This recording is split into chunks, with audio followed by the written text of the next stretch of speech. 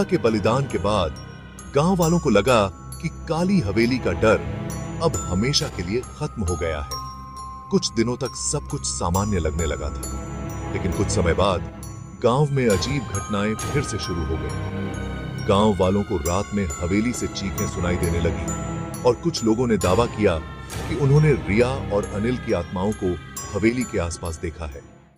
आदित्य, जो रिया का करीबी दोस्त और एक अध्यापक था, उसकी मौत की खबर से गहरा आहत था। उसे यह विश्वास नहीं हुआ कि रिया ने खुद को बलिदान कर दिया।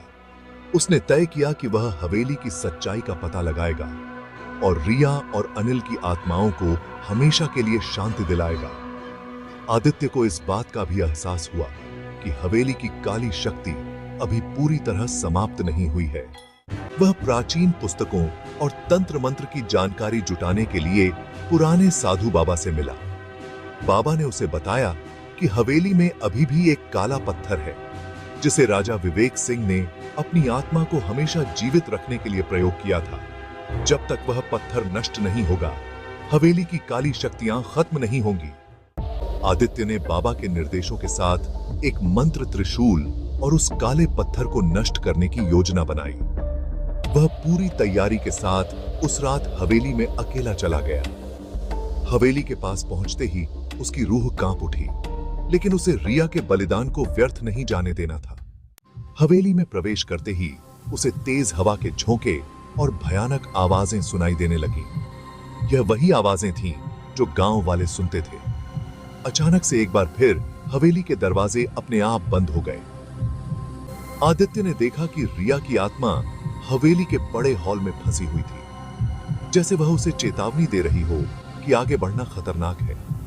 लेकिन आदित्य ने ठान लिया था कि वह रिया को मुक्त करेगा। जैसे ही आदित्य हवेली के गहरे हिस्से में पहुंचा, उसे वहां एक अजीब सी रोशनी दिखाई दी।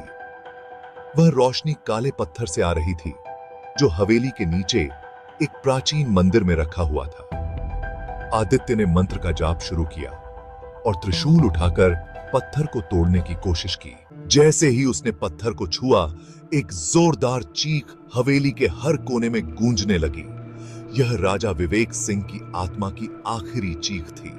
राजा की आत्मा ने उसे रोकने की पूरी कोशिश की, लेकिन आदित्य ने पूरी शक्ति से त्रिशूल को पत्थर पर मार दिया। पत्थर टूटते ही हवेली की दीवारें हिलने लगीं, जैसे पूरी हवेली धरती में समाने वाली हो। उसी क्षण रिया और अनिल की आत्माएं उसके सामने प्रकट हुईं। उनके चेहरों पर शांति का भाव था। रिया ने आदित्य की ओर देखते हुए मुस्कुराया और धीरे धीरे अदृश्य हो गई। गांव वालों ने अगली सुबह जब हवेली की ओर देखा, तो वहां कुछ भी नहीं बचा था। सिर्फ एक वीरान जगह थी, जहां कभी काली हवेली खड़ी थी। आदित्य ने गांव में लौटकर सबको यह खुशखबरी सुनाई कि अब कोई भी डरने की जरूरत नहीं है। काली हवेली की कहानी यहीं खत्म हो गई थी, लेकिन लोग अभी भी इस बात से सहमे रहते थे कि अगर कहीं हवस का खेल फिर से शुरू हो गया